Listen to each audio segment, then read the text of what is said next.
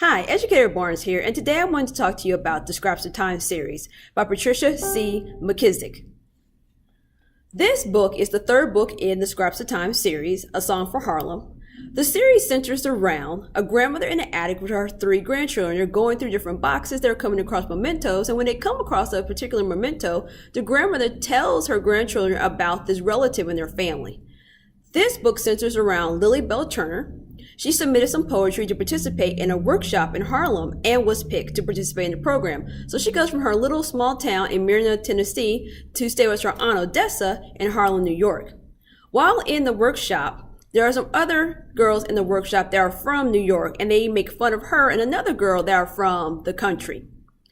I'm going to read a chapter to you from the book that centers around when Lily finds out something about one of the girls who has been bullying her in the book. Word thief. Before Lily Bell knew it, there were just 2 weeks left in the program. I almost gotten used to the nighttime city sound, she told Aunt Odessa.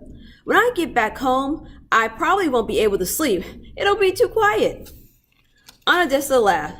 Girl, I'm going to miss having you around here, she said. I'll miss you too. Just the past weekend, Aunt Odessa had taken Lily Bell to the zoo. My dear would never believe all the things I've seen here, especially a real live tiger. Zora had also planned a trip. She was taking the class to visit the Crisis office. The Crisis was a magazine started by the National Association for the Advancement of Colored People, the NAACP. It contained essays, poems, and short stories, editorials, and features such as The Horizon. This was a section about special events in the community. People who had done something outstanding were featured in the section called Men of the Month. My father's picture was in the magazine, said Alice. At home, we have every issue that has ever been printed. Lily Bell had never seen a black man's photograph in a magazine or newspaper. Harlem truly was an amazing place, she thought. The Crisis office was small, so the class had to divide into two groups. Lily Bell was so excited to meet the editor, Dr. W.E.B. Du Bois. She couldn't speak. He was a famous educator and writer. We're going to have the privilege of publishing your final masterpieces, said Dr. Du Bois. His eyes twinkled when he smiled. On a nearby work table lay stacks of old copies of The Crisis. Lily Bell picked up one and turned to the table of contents. And to think she was going to see her name listed there alongside real authors. Put that down, Alice snapped. You shouldn't be touching things. Oh, that's all right, said Dr. Du Bois. We put out copies for people to read. Take a few home with you if you like. So Lily Bell did, but Alice looked disgusted and walked away in a huff. Later at Logan's, Lily Bell said to Melvin, Did you see her try to grab that magazine out of my hands? Like I was a thief. She is the strangest girl I ever met. It wasn't until late that night that Lily Bell started reading the copies of Crisis. She especially liked the section that featured first-time authors. She found a poem by County Cullen and 2 stories by Zora. Zora Neale Hurston was a good writer, even as a beginner. Then Lily Bell's eyes caught the title of the short story called The Ring. It was by someone named J. Walker Reed. Lily Bell read the first sentence. On my casual walk through the park, I saw a girl I did not know. Suddenly, she felt a shiver run up her spine. She continued to read.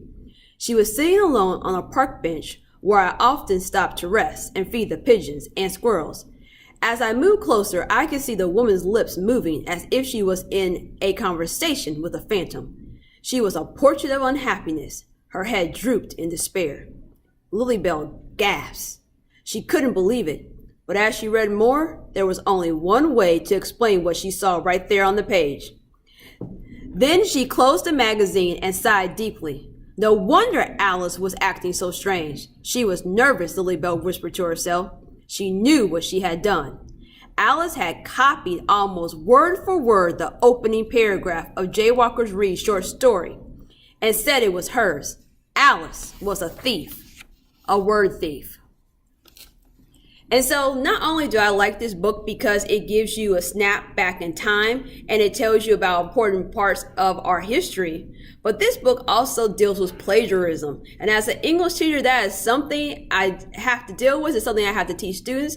And students in this age of technology just think it's okay to go online and copy something and present it as their own work. So this also has a really good teachable moment for students to understand the implications and the consequences for plagiarizing. So you'll have to check out this book for yourself to figure out what happens with Alice and what Lily decides to do once she realizes that her classmate, the one that's been bullying her, has plagiarized something that she has submitted. Until next time.